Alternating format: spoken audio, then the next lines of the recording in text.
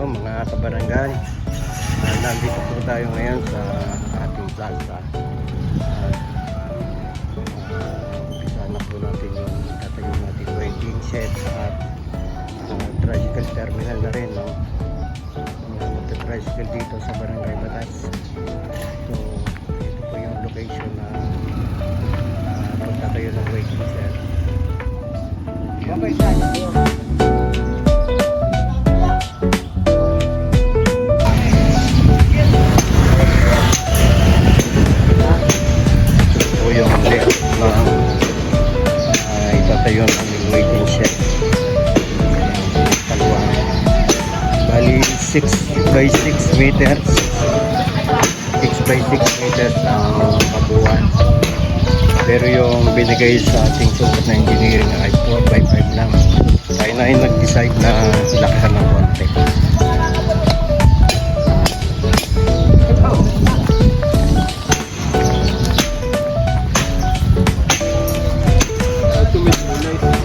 Nasa pasikap eh. Ayan si Konsi Cabo. Konsi, good morning ka naman. Morning.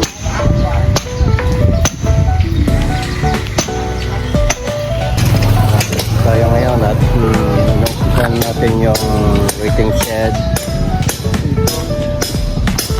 Ayan.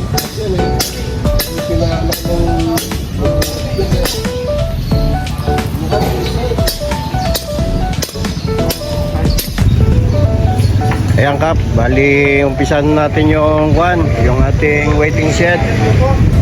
So, good morning ka muna. Good morning. Ayun na, at yung matagal na pinapangarap ng ating mga tricycle driver, natuloy na rin. Okay. Paano ba ang haba niya pa gano'n? Bali pa ganito, yung sukat ng engineering ay bali 4x5. Ginawa ko ng 6.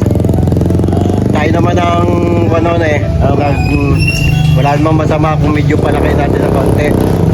Tapos mula doon sa likod na yon, ang sukat na meters dyan papunta dito. Bali yung magiging laki ng flooring ay 6 by 6 meters, talip na 4 by 5 lang.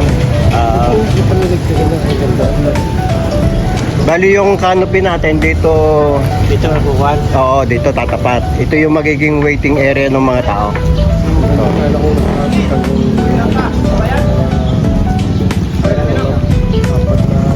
Ilang metro ba yan?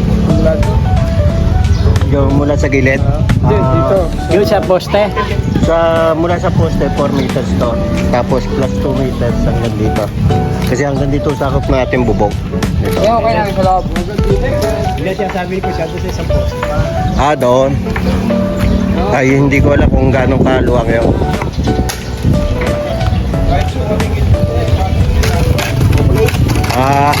Makakukuhan tayo sa budget.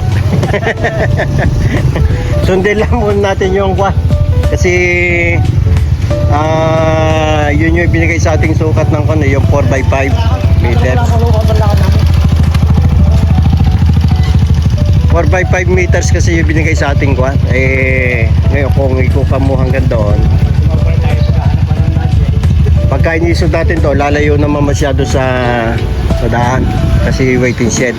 Nakalagay kasi sa proposed project ay waiting shed.